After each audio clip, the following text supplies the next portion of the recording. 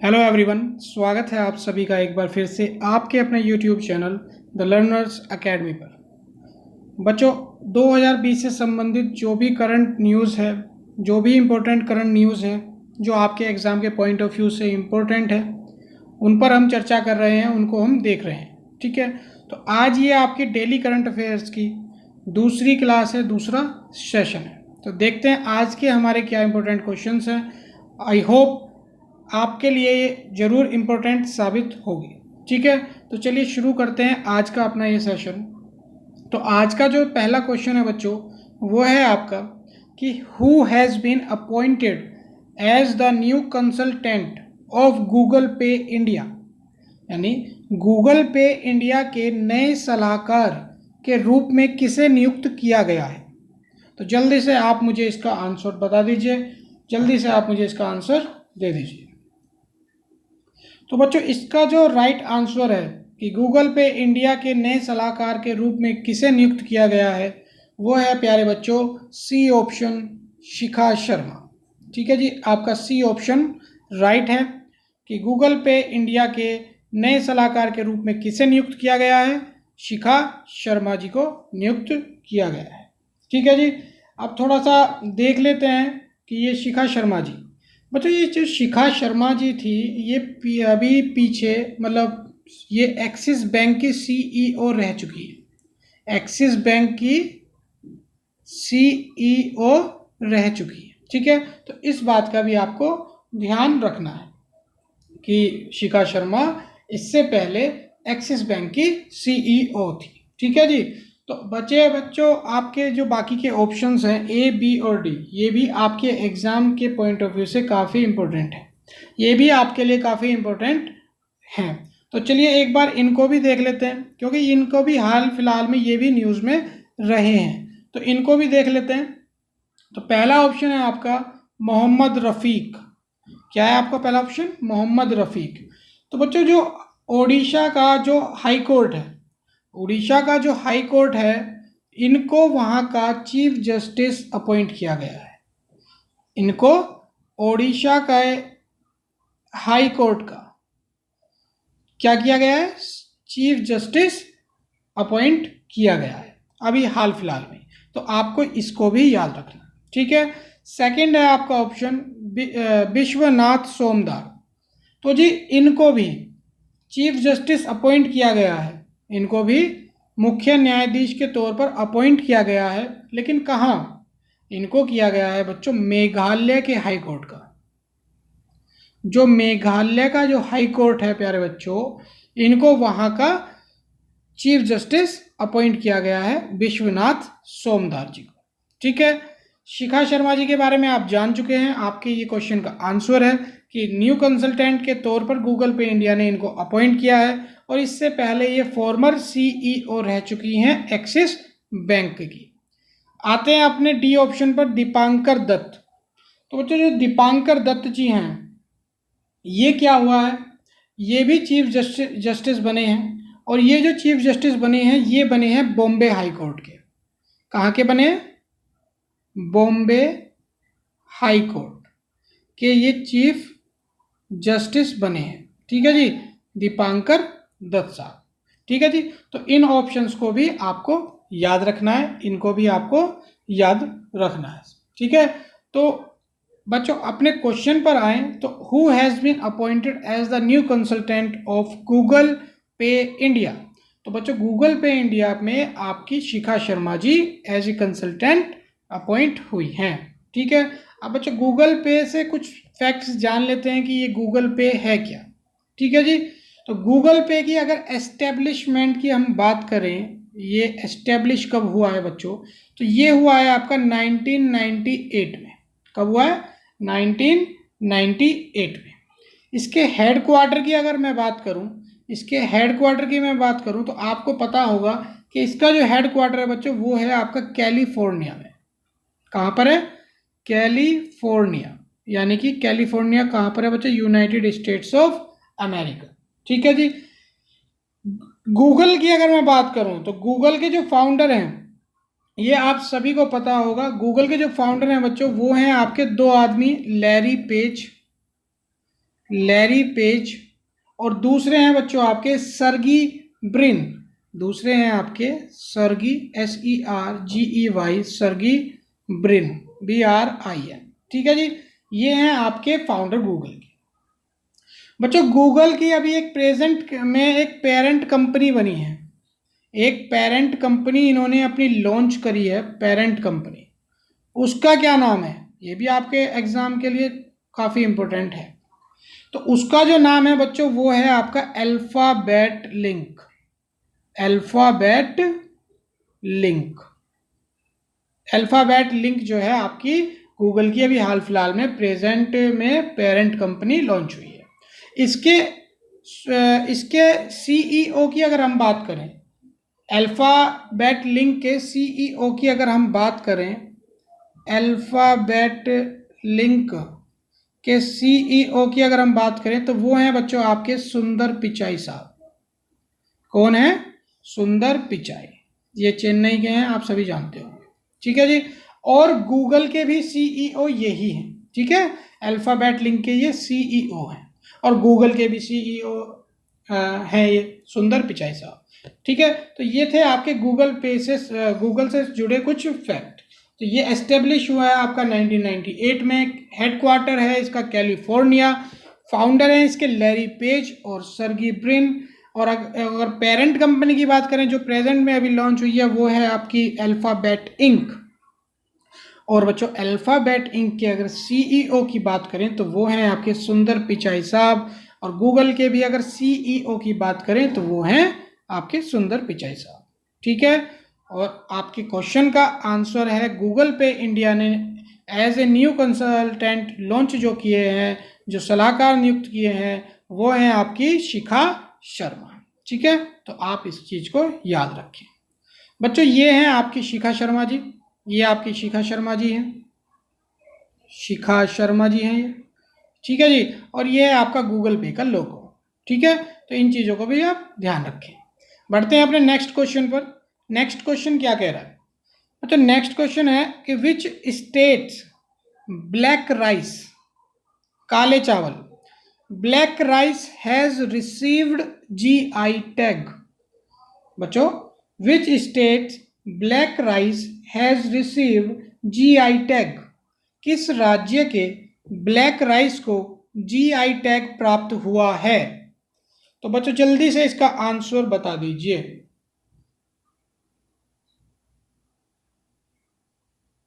बच्चों इसका जो आंसर है, इसका जो राइट आंसर है बच्चों वो है आपका बी ऑप्शन मणिपुर। क्या है? B option Manipur. तो बच्चों मणिपुर के जो काले चावल हैं, मणिपुर के जो काले चावल हैं उनको अभी हाल फिलहाल में GI टैग मिला है। ठीक है, अच्छा थोड़ा सा जान लेते हैं फैक्ट्स के बारे में। तो मणिपुर के जो ये काले चावल हैं इनको बच्चों चाक हाव के नाम से भी जाना जाता है। मणिपुर के अंदर इनको चाक हाव के नाम से भी जाना जाता है। ठीक है, ये चावल बच्चों बेसिकली मिठाई, दलिया आदि बनाने में इस्तेमाल में लिए जाते हैं। अच्छा GI टैग क्या है? GI टैग क्या है? GI टैग की अगर बात करें तो GI टैग क्या है बच्चों? ये है बच्चों, इसकी फुल फॉर्म की बात करें पहले तो ये है आपका geographical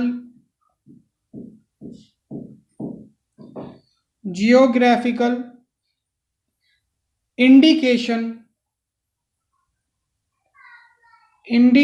tag, geographical indication tag. जब किसी भी प्रोडक्ट को GI टैग दे दिया जाता है तो बच्चों वो उस क्षेत्र में बहुत फेमस हो जाता है। ठीक है, उसकी डिमांड बढ़ जाती है और उसकी डुप्लीकेट कॉपी मार्केट में भी नहीं आ सकती है।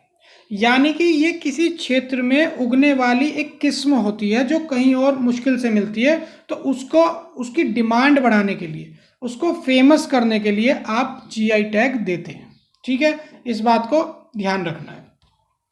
तो आप ये बात समझ में आई होगी आपको कि GI टैग ब्लैक राइस को जो दिया गया है वो किस राज्य का है?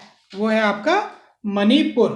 ठीक है जी, या कहें जीआई टैग देने का मकसद कि इंटरनेशनल लेवल पर जो है बच्चों उनका उसका बिजनेस किया जा सके।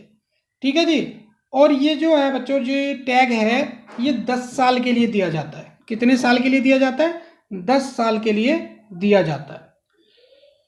मतलब एक तरीके से ये भी कह सकते हैं कि जो हमारा प्रोडक्ट है उसको पॉपुलर करने के लिए। ठीक है जी। अच्छा जी, इसके अलावा आपको थोड़ा सा और ध्यान रखना है।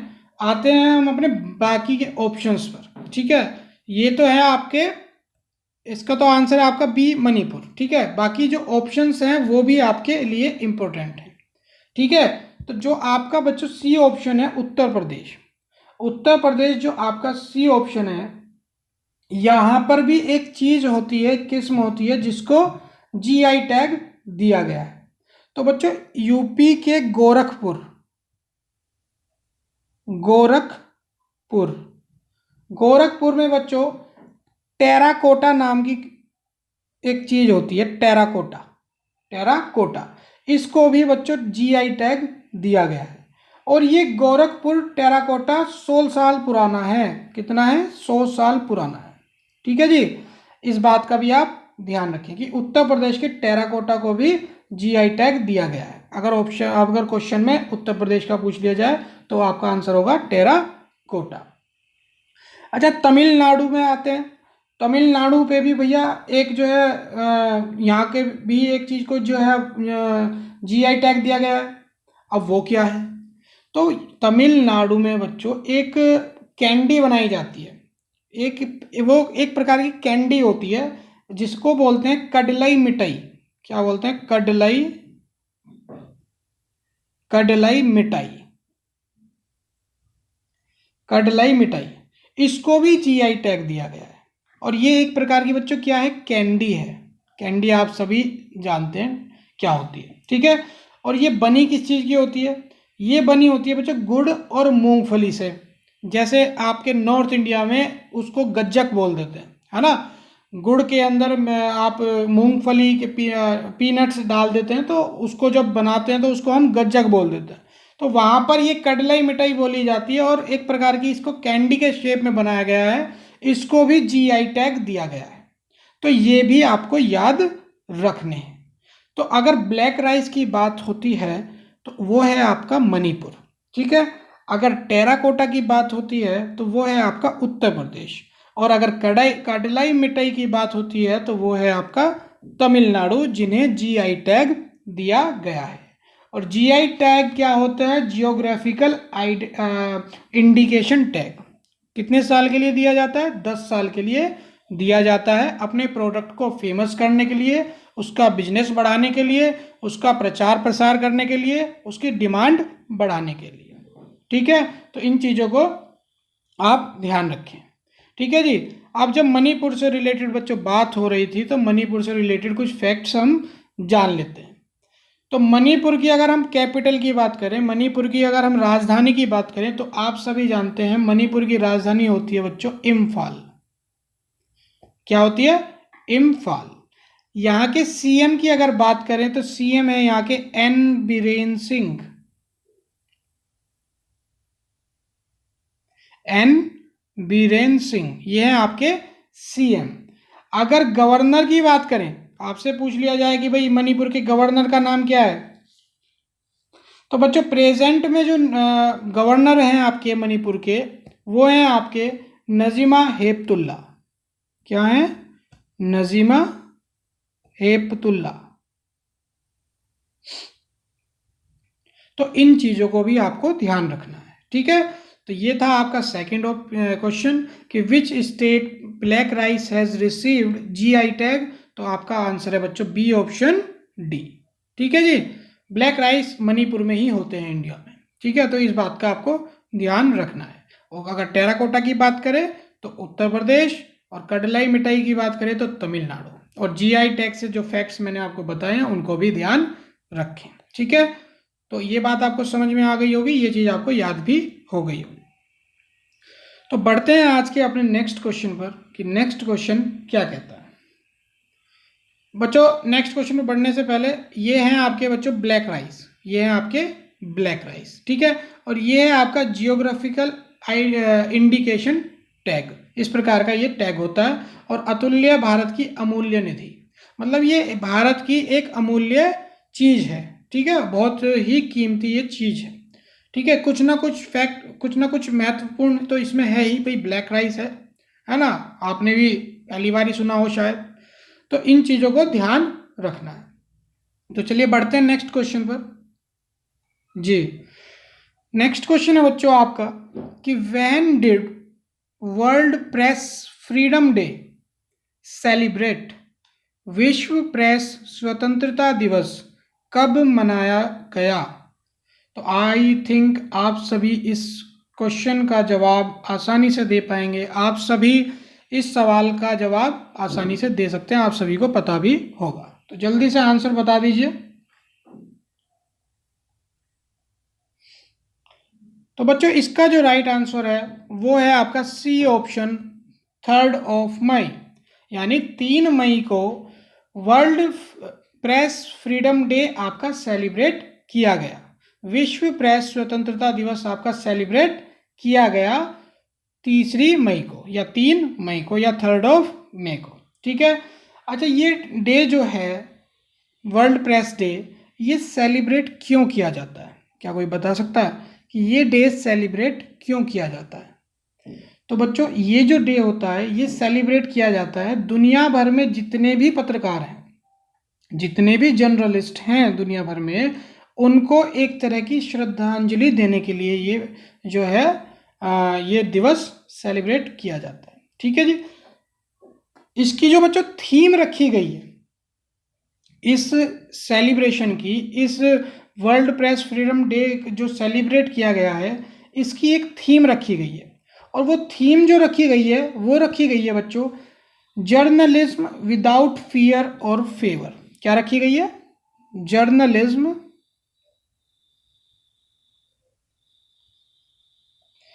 विदाउट फियर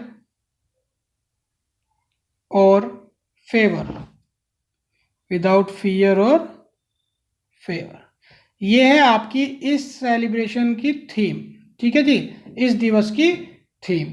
तो ये भी आपको याद रखना है। और किस लिए मनाया जाता है? दुनिया भर में जितने भी पत्रकार हैं, जितने भी जर्नलिस्ट हैं, उनको श्रद्धांजलि देने के लिए, ठीक है जी। अभी बच्चों हाल ही में जो है वर्ल्ड प्रेस फ्रीडम इंडेक्स या कहें प्रेस फ्रीडम इंडेक्स भी जारी हुआ था। अभी हाल ही में प्रेस फ्रीडम इंडेक्स भी जारी हुआ था। मतलब प्रेस वालों को कितनी आज़ादी है काम करने की, कितने वो आसानी से काम कर पाते हैं। तो उसमें बच्चों भारत की रैंक क्या रही है, ये भी आपके लिए काफ़ी इंपॉर्टेंट है। तो world freedom press freedom index में जो भारत की रैंक रही है बच्चों, वो रही है 142। और कितने में से, यानी कितने देशों में से? 180 में से, यानी टोटल 180 कंट्रीज में ये देखा गया और उसमें भारत की रैंक आई है कितनी? 142। अब क्वेश्चन आता है, आप जानना भी चाह रहे होंगे कि तो फिर टॉप पर कौन है? तो बच्चों जो फर्स्ट रैंक आई है, जिस देश की फर्स्ट रैंक आई है प्रेस फ्रीडम इंडेक्स में, तो वो हमेशा की तरह एक ही कंट्री है, नॉर्वे। नॉर्वे, ठीक है जी। नॉर्वे जो है इसमें टॉप आया है, इसने जो है पहली रैंक हासिल की है। तो इन चीज़ों को भी आपको ध्यान रखना है, ठीक है जी। तो आपका जो क्वेश्चन था, when did world press freedom day celebrate, तो बच्चों वो आपका जो है सेलिब्रेट जो किया गया था वो किया गया था 3 मई, 3 मई को, ठीक है जी। बाकी आते हैं एक बार अपने और ऑप्शंस पर भी, थोड़ा सा उनसे जुड़े हुए भी जान लेते हैं। 1 मई के बारे में हम बात कर चुके थे कि 1 मई को क्या दिन मनाया जाता है या क्या दिवस सेलिब्रेट किया जाता है। तो आप सभी जानते हैं 1 मई को लेबर डे बनाते हैं। क्या बनाते हैं? लेबर डे, विश्व मजदूर दिवस, ठीक है जी। इसी दिन एक डे और मनाया जाता है बच्चों, महाराष्ट्र डे, महाराष्ट्र दिवस, महाराष्ट्र दिवस। ठीक है जी, इस दिन महाराष्ट्र की भी स्थापना हुई थी। ठीक है जी, 1 मई को। 2 मई का अगर मैं पूछूं आपसे, 2 मई का कोई आपको पता हो क्या मनाते हैं, तो हमने पिछले सेशन में ही किया था। 2 मई को हम मनाते हैं बच्चों world tuna day. World tuna day. Tuna एक प्रकार की क्या है बच्चों, मछली है। ठीक है जी, 96 कंट्रीज में जो है इसका पालन होता है, और 2017 से इसको मनाया जा रहा है। ठीक है, तो इन चीज़ों को भी आपको ध्यान रखना है। ठीक है जी, तो चलिए बढ़ते हैं अपने नेक्स्ट क्वेश्चन पर। यह है बच्चों आपके जो है पिछला क्वेश्चन था, जो आपका ये पिछला क्वेश्चन था, विश्व प्रेस स्वतंत्रता दिवस। ये है आपकी जो है इसकी थीम, जर्नलिज्म विदाउट फियर और favour, world press freedom day, 3 मई 2020।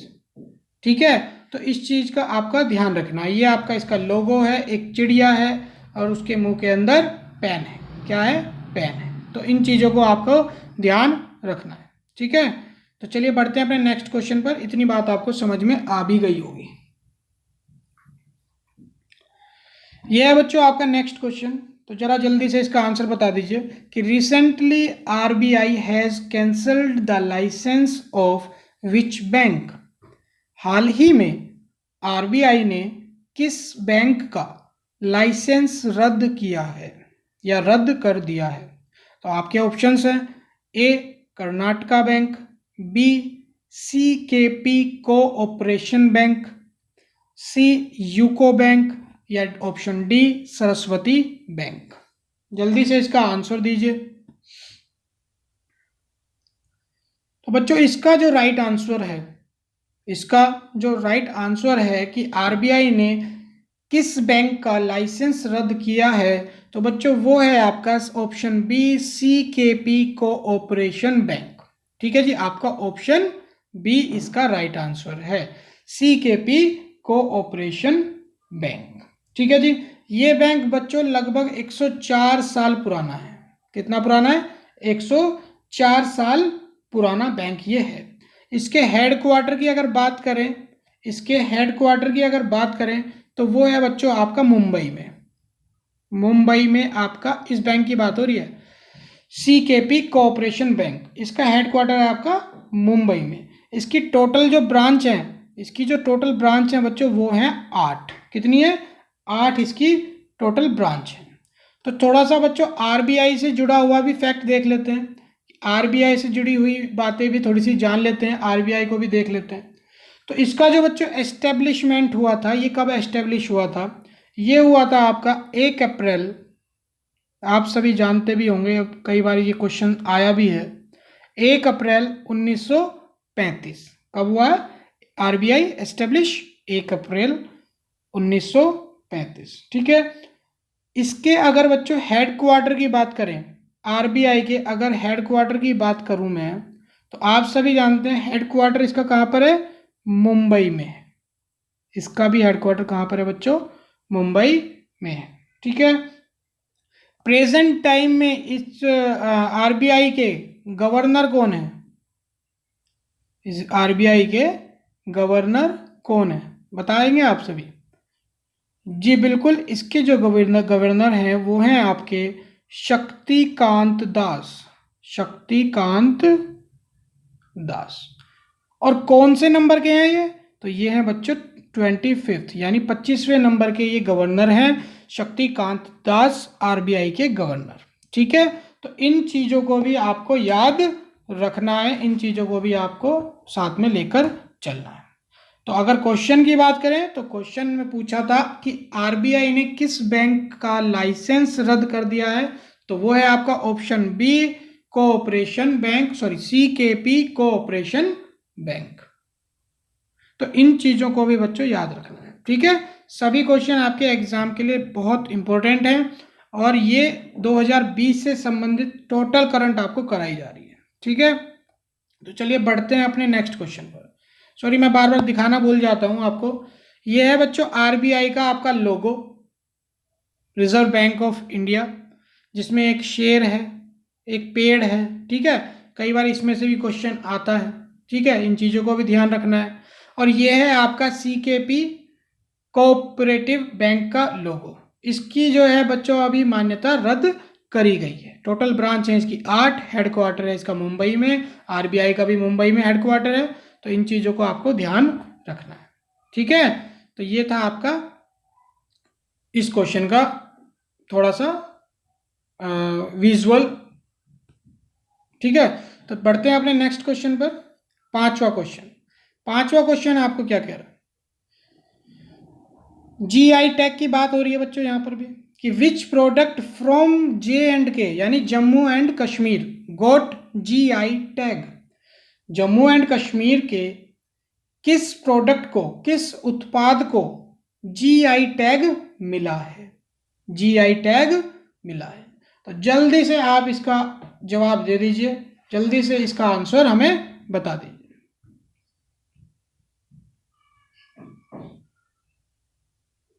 तो बच्चों इसका जो राइट आंसर है, इसका जो राइट आंसर है वो है आपका option B, Kashmiri saffron.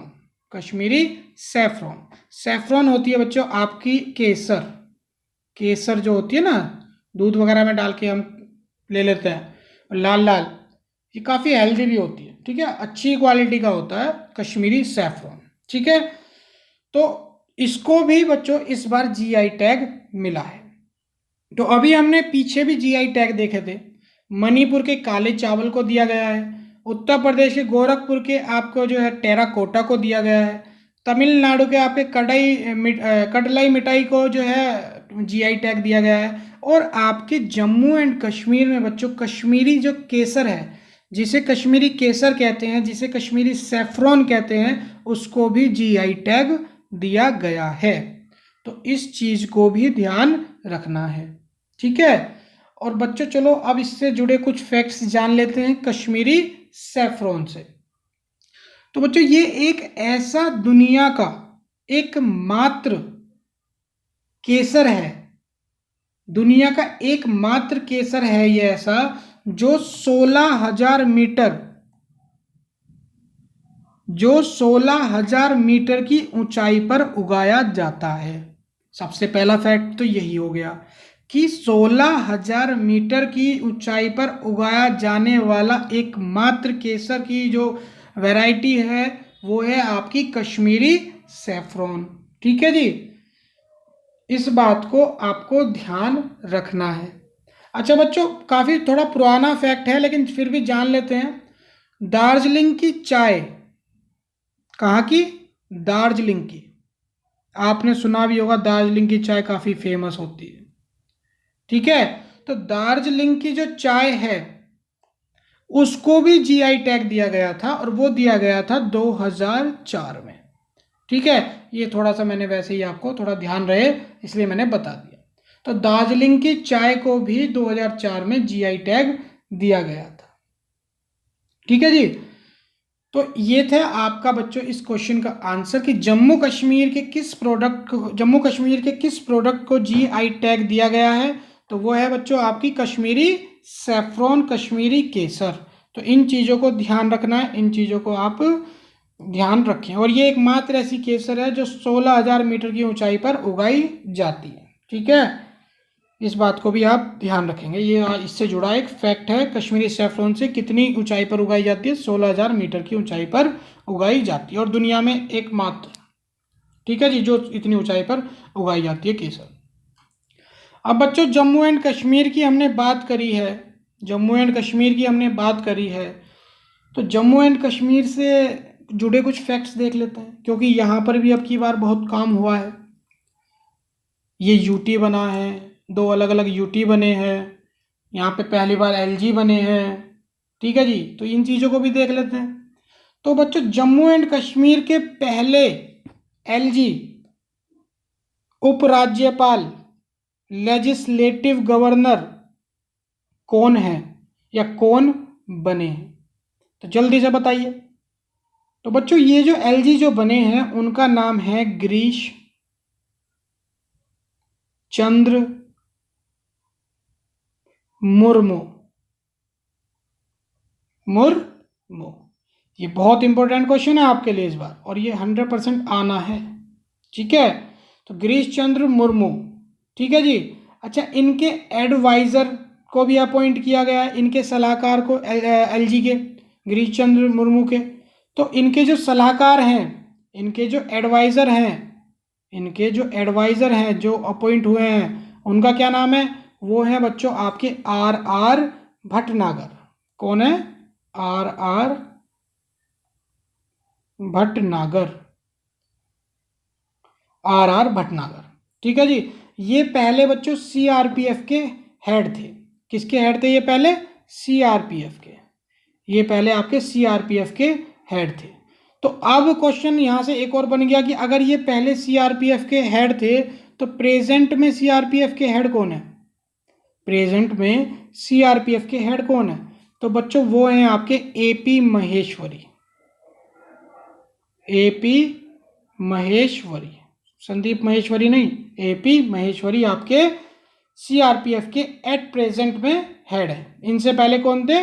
Are R Bhatnagar. अब वो कौन है? वो हैं आपके जम्मू एंड कश्मीर के लेजिस्लेटिव गवर्नर या उपराज्यपाल गिरीश चंद्र मुर्मू के सलाहकार। ठीक है, इस बात को भी ध्यान रखना है। ठीक है भाई, ये सब चीजें ध्यान रखनी है। बच्चों जम्मू एंड कश्मीर में एक सबसे लंबी सुरंग है, आप सभी जानते भी होंगे। तो उसका नाम क्या है? उसका नाम है बच्चों चेनानी, चेनानी नेसारी, चेनानी नेसारी। इसकी लंबाई की अगर बात करें तो वो है बच्चों 9.2 किलोमीटर। ये भी न्यूज़ में रही है। ये न्यूज़ में क्यों रही है? चेनानी नेसारी ये न्यूज़ में क्यों रही है? ये इसलिए न्यूज़ में रही है बच्चों क्योंकि इसका नाम चेंज कर दिया गया है। इस सुरंग का, जो हमारी चेनानी नेसारी जो सुरंग है, चेनानी नेसारी जो बच्चों सुरंग है हमारी, चेनानी नेसारी जो हमारी सुरंग है, इसका भी नाम चेंज कर दिया गया है। तो बच्चों क्या नाम रखा गया है इसका? तो बच्चों इसका जो नाम रखा गया है वो रखा गया है आपका डॉक्टर श्यामा प्रसाद मुखर्जी। इसका जो नाम चेंज करके रखा है बच्चों वो रखा है डॉक्टर श्यामा प्रसाद मुखर्जी। तो इन चीजों को भी ध्यान रखना है। देखिए एक क्वेश्चन में से फिर कितने क्वेश्चन बन गए, है ना? लेजिस्लेटिव से हमने देखा गिरीश चंद्र मुर्मू, वहां से एडवाइजर देखे, एडवाइजर से क्वेश्चन आया कि ये तो सीआरपीएफ के पुराने हेड थे पिछले, अभी फॉर्मर, तो अब कौन है?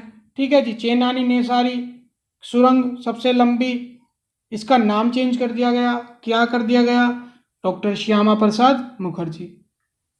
इनके नाम पर एक स्टेडियम भी है, श्यामा प्रसाद मुखर्जी के नाम पर एक स्टेडियम भी है बच्चों। वो कहाँ पर है? तो बच्चों डॉक्टर श्यामा प्रसाद मुखर्जी के नाम पर जो एक स्टेडियम है वो है आपका गोवा में। ठीक है, इसको भी याद रखना है। जम्मू कश्मीर में बच्चों अभी एक काम और हुआ है, हुए तो काम बहुत सारे हैं, जैसे 370 35 से, ये सब बातें तो सारों की करेंगे। तो अभी जो सिटी चौक है वहां पर,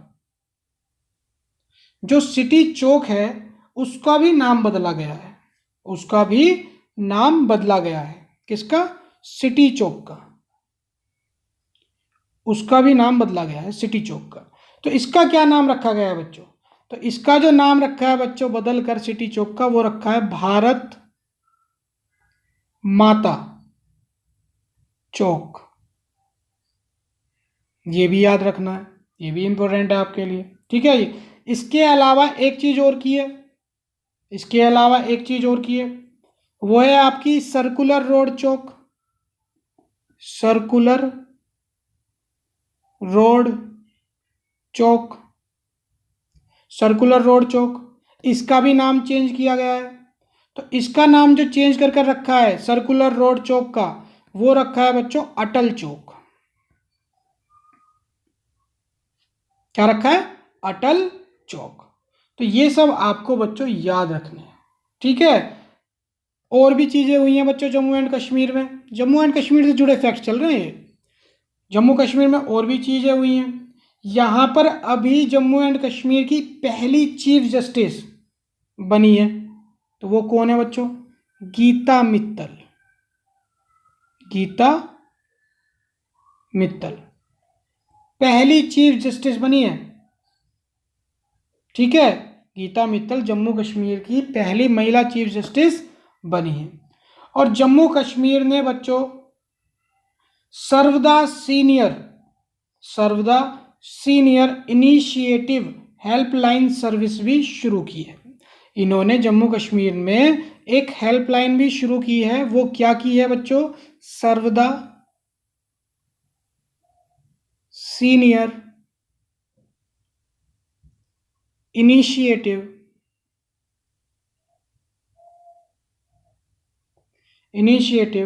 हेल्पलाइन।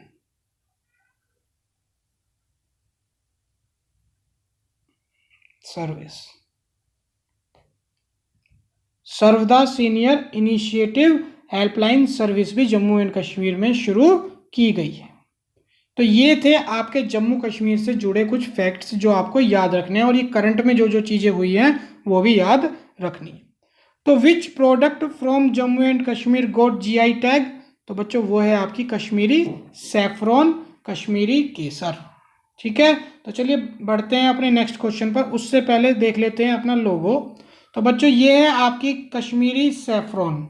ये बच्चों इसका फूल होता है इस प्रकार का, और ये आपके पेटल्स होते हैं, ठीक है। ये है आपकी कश्मीरी केसर, ठीक है।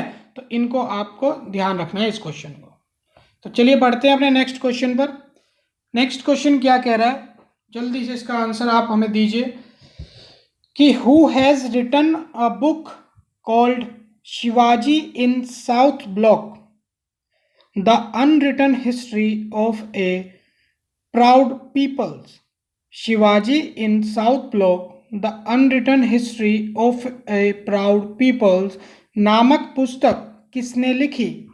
आपके ऑप्शंस हैं बच्चों, A Uma Bala Subramaniam, B option है आपका Girish Kuber, C MJ Akbar, D option है आपका डब्ल्यू.वी. रमन।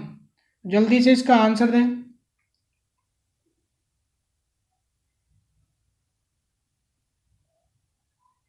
तो बच्चों इसका जो राइट आंसर है वो है आपका बी ऑप्शन गिरीश कुबेर। गिरीश कुबेर इसका आपका राइट आंसर है। इन्होंने ये बुक लिखी है Shivaji in South Block the unwritten history of a proud peoples. इस बुक में क्या है बच्चों, इस बुक में क्या है थोड़ा देख लेते हैं। तो इस बुक में जो भी इतिहास रहा है महाराष्ट्र के अतीत का, बल्कि अतीत से लेकर प्रेजेंट टाइम तक, अभी तक इस बुक में जो इतिहास रहा है महाराष्ट्र के अतीत से लेकर प्रेजेंट टाइम तक का, जो विकास हुआ है, जो डेवलपमेंट हुई है, उसकी कंप्लीट हिस्ट्री इसमें दी गई है, ठीक है जी। अतीत से लेकर प्रेजेंट टाइम तक की इसमें महाराष्ट्र के इतिहास को लिखा गया है, क्या क्या यहाँ पे डेवलपमेंट हुए हैं, क्या क्या चीज़ें यहाँ पर हुई हैं अब तक, ठीक है।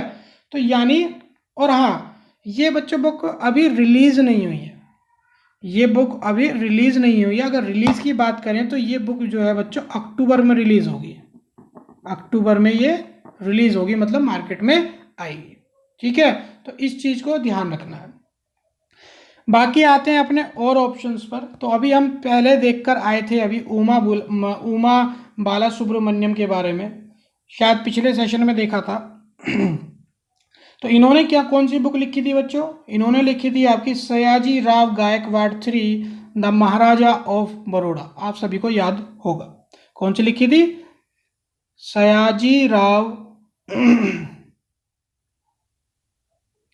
Gaekwad three the maharaja of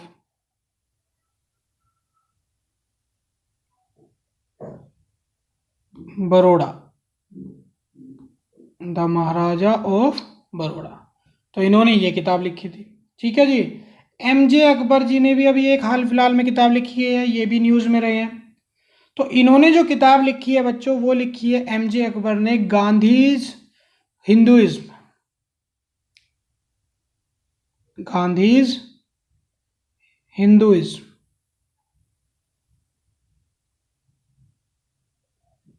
ये भी किताब का नाम याद रखना है, आजकल बहुत पूछा जाता है कि ये किताब किसने लिखी है ना।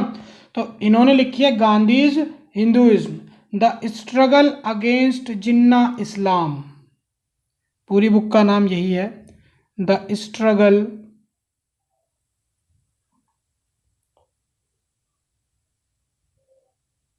Against Jinnah Islam. ठीक है जी। तो इन्होंने एमजे अकबर जी ने ये बुक लिखी है अभी हाल ही में, Gandhi's Hinduism, the struggle against Jinnah Islam. ये भी आपको याद रखना है। आते हैं अपने डी ऑप्शन पर, W V Raman. W V Raman ji ने क्या किया है बच्चों? इन्होंने भी अभी एक हाल फिलहाल में एक किताब लिखी है। सबसे पहले तो जानते हैं डब्ल्यू वी रामन। बच्चों डब्ल्यू वी रामन जो है ये अभी वुमेन क्रिकेट टीम के कोच हैं। जो हमारी महिलाओं की क्रिकेट टीम है, वुमेन क्रिकेट टीम, उसके ये क्या हैं, कोच हैं। ठीक है। और इन्होंने जो किताब लिखी है प्यारे बच्चों, वो लिखी है इन्होंने ए विनिंग सिक्सर। इन्होंने क्या बुक लिखी है? ए विनिंग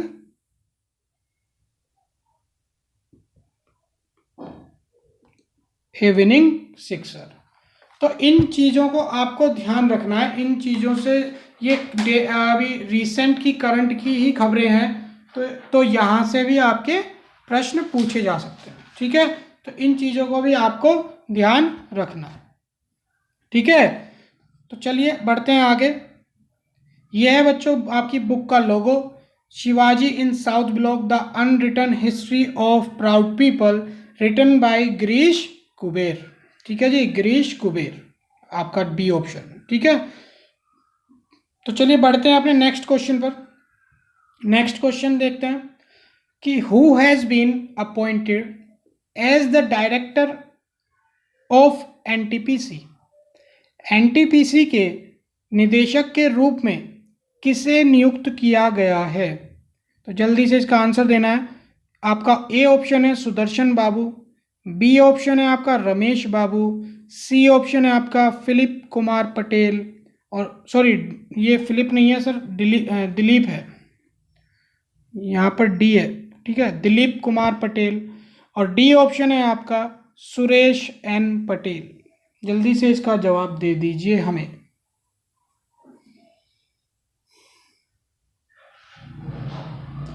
तो बच्चों इसका जो राइट आंसर है कि who has been appointed as the director of NTPC, वो है आपके B option Ramesh Babu. B option है आपका इसका करेक्ट, रमेश बाबू। ठीक है जी। बाकी अपने बच्चों नेक्स्ट अपने बाकी के ऑप्शंस भी देख लेते हैं। ये भी न्यूज़ में रहे हैं, ये भी आपके करंट न्यूज़ के लिए, करंट क्वेश्चंस के लिए काफ़ी इम्पोर्टेंट है।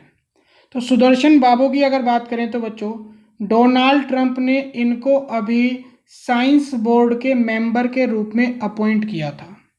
सुदर्शन बाबू को जो है बच्चों, सुदर्शन बाबू को साइंस बोर्ड के मेंबर के रूप में, साइंस बोर्ड के मेंबर के रूप में अभी इनको अपॉइंट किया था। और किसने किया था? आपके अमेरिका के प्रेसिडेंट डोनाल्ड ट्रंप ने। ठीक है, इसको आपको ध्यान रखना है।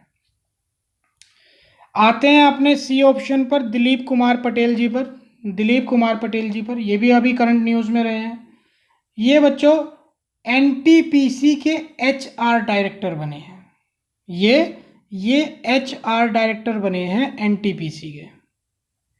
ये एचआर डायरेक्टर बने हैं एनटीपीसी के। लेकिन अगर डायरेक्टर की बात करें तो वो बने हैं आपके रमेश बाबू। और अगर एचआर डायरेक्टर की बात करें तो वो बने हैं आपके दिलीप कुमार पटेल। ठीक है। आते हैं अपने आखिरी के ऑप्शन पर। ये भी आपके करंट में रहे हैं, ये भी आपके एग्ज़ाम के लिए महत्वपूर्ण है। ये भी अभी करंट न्यूज़ में रहे हैं, सुरेश एन पटेल। ये क्या हुआ है इनके साथ कि ये बच्चों चीफ विजिलेंस कमिश्नर बने हैं। क्या बने हैं? Suresh N Patel chief vigilance commissioner,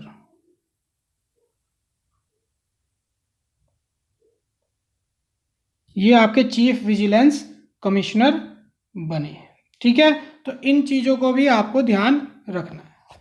तो बच्चों क्वेश्चन में आपसे पूछा गया था कि डायरेक्टर कौन बने हैं एनटीपीसी के, वो बने हैं आपके रमेश बाबू। एचआर डायरेक्टर कौन बने हैं, दिलीप कुमार पटेल।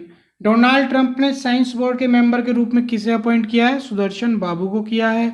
और चीफ विजिलेंस कमिश्नर कौन बने हैं, सुरेश एन पटेल। ठीक है जी। अब एनटीपीसी से जुड़े कुछ फैक्ट्स जान लेते हैं। एनटीपीसी की बात हो रही है तो एनटीपीसी से जुड़े कुछ फैक्ट जान लेते हैं। एनटीपीसी की फुल फॉर्म आई होप आप सभी को पता होगी। एनटीपीसी की फुल फॉर्म होती है नेशनल थर्मल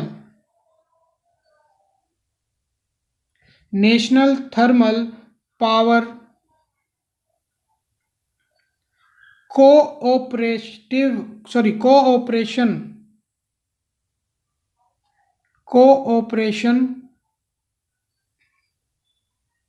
लिमिटेड। ठीक है जी। एनटीपीसी की जो फुल फॉर्म है वो है आपकी national thermal power cooperation limited. ठीक है, इसकी एस्टेब्लिशमेंट कब हुआ है एनटीपीसी का, एनटीपीसी जो एस्टेब्लिश हुई है बच्चों वो हुई है 1975 में, 1975 में। इसका हेडक्वार्टर कहाँ पर है, इसका हेडक्वार्टर है आपका न्यू दिल्ली में। इसका जो हेडक्वार्टर है वो है आपका न्यू दिल्ली में। इसके जो प्रेसिडेंट हैं, प्रेसिडेंट जो हैं बच्चों वो हैं इसके गुरदीप सिंह।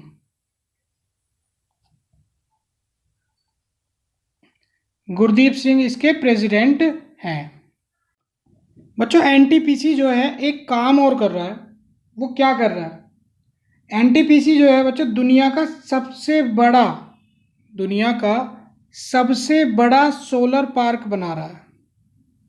सोलर पार्क बना रहा है दुनिया का सबसे बड़ा। और कहाँ पर बना रहा है, गुजरात में।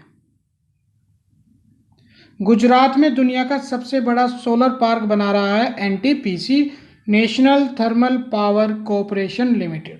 ठीक है, और इसके अलावा और क्या कर रहा है, इसके अलावा बच्चों दिल्ली को, आपकी प्यारी दिल्ली को और लेह को ये 10 हाइड्रोजन, एक मिनट, ये आपको दिल्ली और लेह को 10 हाइड्रोजन से चलने वाली बस और कार देने की भी घोषणा कर चुका है। क्या देने की घोषणा कर चुका है, बसेस और कार, दिल्ली को और लेह को, जो आपकी हाइड्रोजन से चलेगी। ठीक है, तो इन चीज़ों को भी आपको ध्यान रखना है।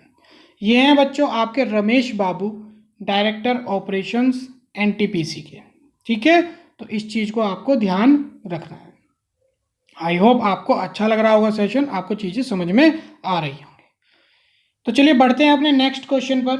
नेक्स्ट क्वेश्चन क्या कह रहा है बच्चों, आपका नेक्स्ट क्वेश्चन है कि who has taken over as the secretary of the ministry of transport and highways, परिवहन और राजमार्ग मंत्रालय के सचिव के रूप में किसने पदभार संभाला है। आपका ऑप्शन ए है गिरधर अरमाने, ऑप्शन बी है अजय भूषण पांडे, ऑप्शन सी है अरविंद कुमार शर्मा और ऑप्शन डी है आपका राजीव गौबा। जल्दी से इसका आंसर आप हमें दे दीजिए।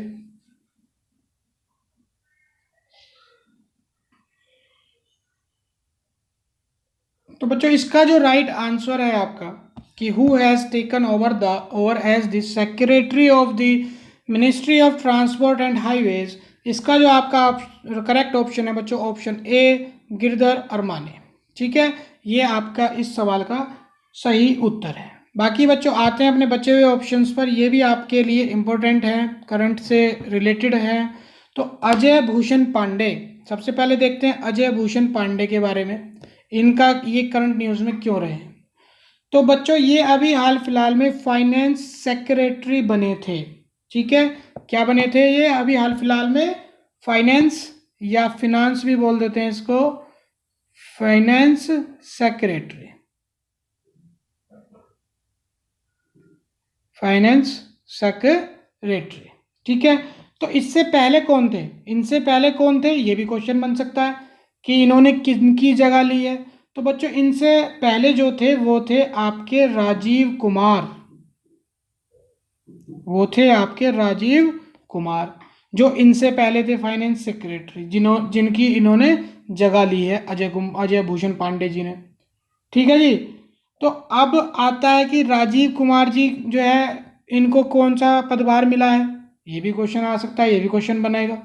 तो बच्चों राजीव कुमार जी जिनकी इन्होंने जगह ली है अजय भूषण पांडे जी ने, तो बच्चों ये बने हैं आपके पीईएसबी के अध्यक्ष, पीईएसबी के ये अध्यक्ष बने हैं।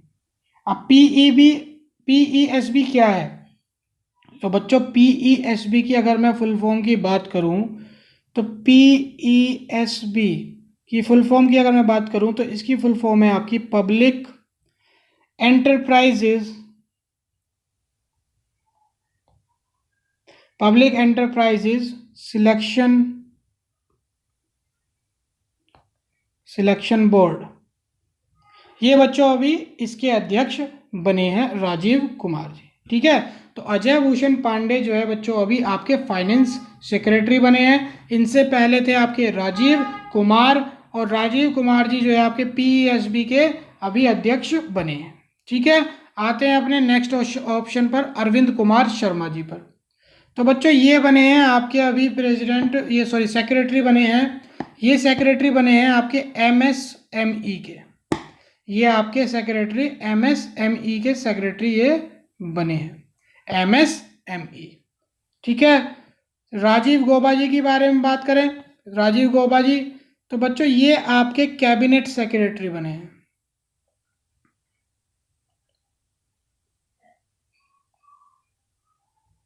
कैबिनेट सेक्रेटरी आपके बने हैं राजीव गौबा साहब। ठीक है, तो इन चीज़ों को ध्यान रखना है। बाकी परिवहन और राजमार्ग मंत्रालय के सचिव के रूप में किसने पदभार संभाला है आपका, गिरधर अरमाने जी ने, ये हैं आपके गिरधर अरमाने जी। ठीक है जी, ये हैं आपके गिरधर अरमाने जी। तो चीज़ों को याद रखना है, चीज़ों को रिकॉल करते हुए चलना है। तो बढ़ते हैं अपने नेक्स्ट क्वेश्चन पर। नेक्स्ट क्वेश्चन क्या कह रहा है, नेक्स्ट क्वेश्चन कह रहा है बच्चों कि who has taken charge as the secretary of the ministry of women and child development, महिला एवं बाल विकास मंत्रालय के सचिव के रूप में किसने कार्यभार संभाला है। Option A Rekha Sharma, option B Ajay Tirkey, option C Suresh N Patel, या option D none of this. जल्दी से इसका जवाब दे दीजिए।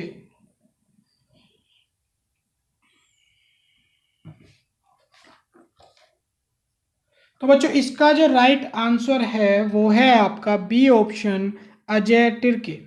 अजय तिर्के जी बच्चों महिला एवं बाल विकास मंत्रालय के सचिव के रूप में इन्होंने अपना कार्यभार संभाला है। ये बच्चों 1987 बैच के आईएएस कैडर हैं, 1987 बैच के। ठीक है, अब इन्होंने जो कार्यभार संभाला है बच्चों वो संभाला है रविंद्र पवार जी की जगह पर। इनसे पहले जो यहाँ पर आपके सचिव के रूप में काम कर रहे थे महिला एवं बाल विकास मंत्रालय के, तो वो थे आपके रविंद्र पवार साहब। ठीक है जी, इनसे पहले रविंद्र पवार साहब यहाँ का कार्यभार संभाले हुए थे। ठीक है, इस चीज़ को भी याद रखना है बच्चों। बाकी ऑप्शंस भी आपके लिए इम्पोर्टेंट है, जैसे कि रेखा शर्मा जी की बात करें तो बच्चों इन्होंने अभी नेशनल कमीशन फॉर वुमेन की ये अध्यक्ष बनी है, ये अध्यक्ष बनी है अभी नेशनल कमीशन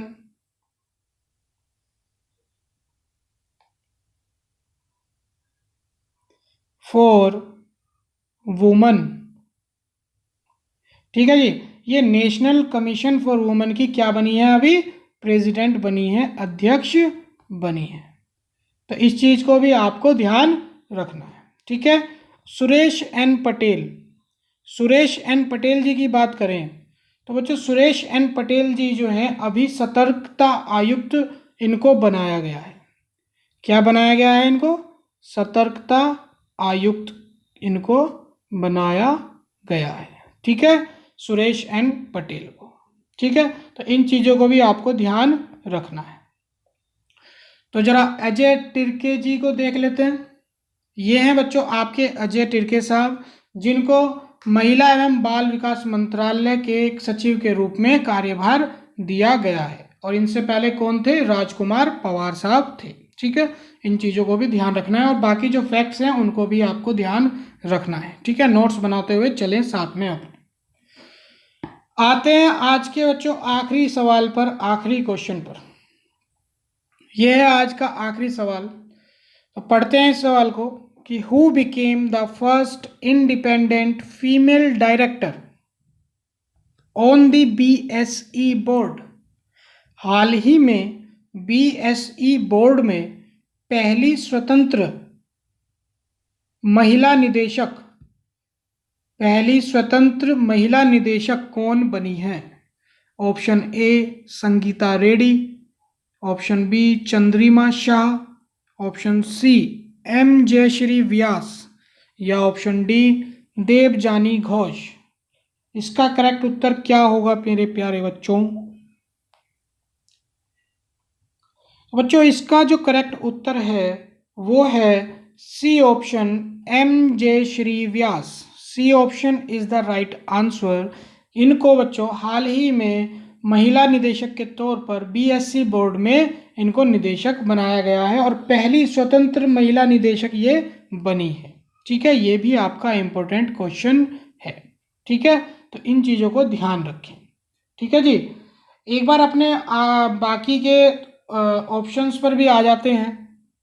बाकी के ऑप्शंस पर जाने से पहले बच्चों BSE की फुल फॉर्म क्या है? कोई बता सकता है मुझे?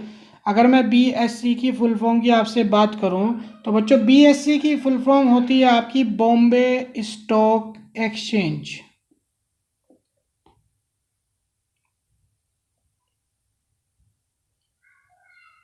Bombay stock exchange. ठीक है, इनको यहाँ का निदेशक बनाया गया है और पहली स्वतंत्र महिला निदेशक ये बनी है। ठीक है, आते हैं अपने बाकी के ऑप्शंस पर, ये भी आपके लिए इंपॉर्टेंट है। संगीता रेड्डी, संगीता रेड्डी बच्चों दिसंबर के महीने में यानी पिछले साल 2019 में दिसंबर के महीने में इनको फर्स्ट फीमेल चेयरपर्सन बनाया गया है फिक्की का। किसका? फिक्की का, FICCI। ये पहली महिला चेयरपर्सन बनी है फिक्की की, संगीता रेड्डी जी, और दिसंबर 2019 में ये बनी है। चंद्रिमा शाह जी की बात करें तो इनको इंडियन नेशनल साइंस अकेडमी, इनकी बात करें तो Indian national science academy, Indian national science academy की पहली महिला अध्यक्ष बनी है चंद्रिमा शाह जी। ये भी आपके लिए इम्पोर्टेंट है, ध्यान रखें। तो इंडियन नेशनल साइंस एकेडमी की पहली महिला अध्यक्ष कौन बनी है? चंद्रिमा शाह। ठीक है, आते हैं अपने डी ऑप्शन पर, देवजानी घोष। ये भी करंट न्यूज में रहे हैं हाल फिलहाल में। तो बच्चों नासकॉम, NASCOM, देवजानी घोष, देवजानी घोष जी को बच्चों नासकॉम की पहली महिला अध्यक्ष चेयरमैन बनी है। ये नासकॉम की पहली महिला अध्यक्ष बनी है, पहली महिला अध्यक्ष। ये भी करंट में आपका इंपॉर्टेंट क्वेश्चन है, देवजानी घोष। ठीक है, तो इन चीज़ों को भी आपको ध्यान रखना है। तो बच्चों अभी हमने पीछे थोड़ा सा देखा था फिक्की के बारे में। अभी इसमें कौन बने थे? चंद्रिमा शाहजी इसकी पहली महिला जो है अध्यक्ष बनी है। ठीक है जी, फिक्की की। तो फिक्की की जो फुल फॉर्म है वो क्या है? वो है बच्चों, फिक्की की full form federation of Indian chambers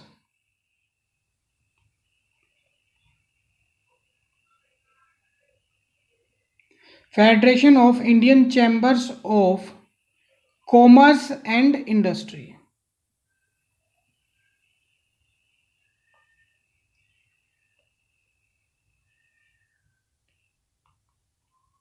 commerce and industry, ठीक है, इसको ध्यान रखना है। नासकॉम, देवजानी घोष नासकॉम की पहली महिला अध्यक्ष बनी है। तो नासकॉम की फुल फॉर्म की अगर मैं आपसे पूछूं कि नासकॉम की फुल फॉर्म क्या है तो आप बता सकते हैं? नासकॉम की जो फुल फॉर्म है बच्चों वो है आपकी national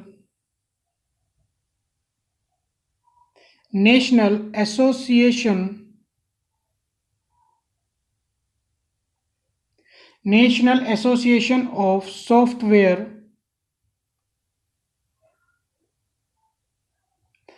software and service companies. ठीक है, तो इनको भी आप लिख लीजिएगा। ठीक है, फिक्की की फुल फॉर्म, नासकॉम की फुल फॉर्म। तो नासकॉम की पहली महिला अध्यक्ष बनी है देवजानी घोष। चंद्रिमा शाह जी आपकी जो है इंडियन नेशनल साइंस एकेडमी की पहली महिला अध्यक्ष बनी है। और संगीता रेड्डी जी आपकी जो है फिक्की की पहली महिला अध्यक्ष और पहली महिला चेयरपर्सन बनी है। ठीक है, और आपकी अगर बॉम्बे स्टॉक एक्सचेंज में पहली महिला स्वतंत्र महिला निदेशक कौन बनी है? वो बनी है आपकी एम जयश्री व्यास। ठीक है, तो आपके क्वेश्चन का जो राइट आंसर है वो है ऑप्शन सी। ठीक है, तो इस चीज़ को ध्यान रखें। तो हमने बीएससी के बारे में देखा, बीएससी के बारे में जाना कि ये इसकी अध्यक्ष बनी है। तो बीएससी के बारे में भी थोड़ा जान लेते हैं। बीएससी की फुल फॉर्म मैं आपको बता चुका हूँ, बॉम्बे स्टॉक एक्सचेंज। इसका जो एस्टेब्लिशमेंट हुआ है बच्चों वो हुआ है 1875 में। हेडक्वार्टर की बात करें तो हेडक्वार्टर है इसका मुंबई में। और प्रेजेंट में इसके एमडी और सीईओ जो हैं वो हैं आपके आशीष कुमार जी। आशीष कुमार जी इसके प्रेजेंट में एमडी और सीईओ, आशीष कुमार चौहान।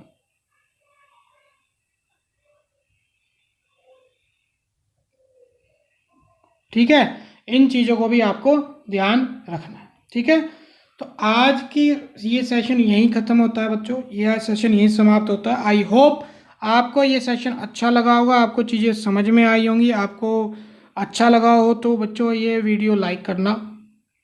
ठीक है, ये है बच्चों आपकी, एक मिनट, ये आपकी जो है एम जयश्री व्यास जी हैं। ठीक है, ये मैं भूल गया था दिखाना। तो बच्चों आज का सेशन अगर आपको अच्छा लगा है तो आपको जो है वीडियो को लाइक करना है, शेयर करना है और चैनल को सब्सक्राइब अवश्य करना है। हमारा चैनल, आपका चैनल है लर्नर्स एकेडमी। ठीक है, तो थैंक यू।